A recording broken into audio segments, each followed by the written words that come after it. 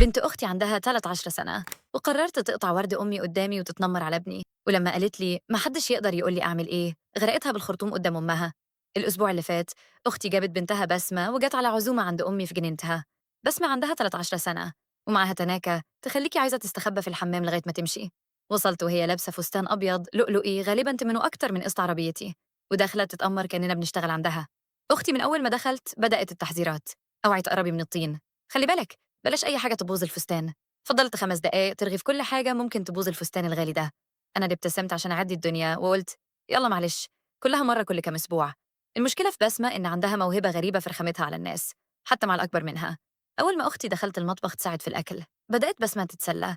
راحت لابني سيف عنده 6 سنين وقالت له إن بدلة السوبر هيرو اللي لابسها عبيطة وإنه شبه الأطفال الصغار. وش سيف جاب ألوان وبدأ يبكي. لمحت سليم ابن الجيران عنده 4 سنين بيلعب بعربياته في التراب.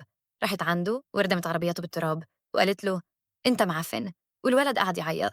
لما زعقت لها وقلت لها لمي نفسك، هزت كتافها ومشت ولا كانها عملت حاجه. بس اللي جاب اخري خلاص لما راحت لاحواض الورد بتاعت امي تعبت في الورد ده الصيف كله.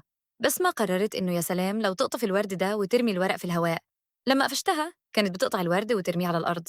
قلت لها وقف يا بت. بصت لي في عيني بمنتهى البرود وقالت لي محدش يقدر يقول لي اعمل ايه، وماما هتزعل لو حد زعلني.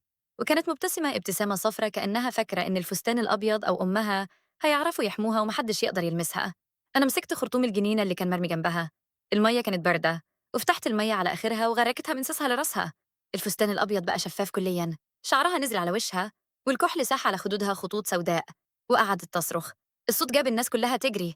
أختي طلعت تجري من باب المطبخ وجالها ذهول، وقعدت تزعق إن الفستان غالي ودلوقتي باظ. بسمة قعدت تعيط وتعمل مناحة وإني مفترية. أمي خرجت تفهم في إيه. أنا وقفت ماسكة الخرطوم وقلت لهم على كل اللي هي عملته. الورد المتقطع كان مرمي في كل حتة ودليل إدانة واضح، وسيف وسليم كانوا لسه بيعيطوا من رخامتها. أختي حاولت تدافع وتقول دي بتلعب يا جماعة، بس أمي سكتتها في ساعتها. وطلع إن أمي أصلا كانت شايفاها من شباك المطبخ وهي بتقطع الورد. أمي طردت أختي وبنتها وقالت لهم يركبوا العربية وما يرجعوش غير لما بسمة تتعلم إزاي تتعامل بأدب مع الناس. وبسمة اضطرت تركب العربية وتروح بيتها وهي مبلولة.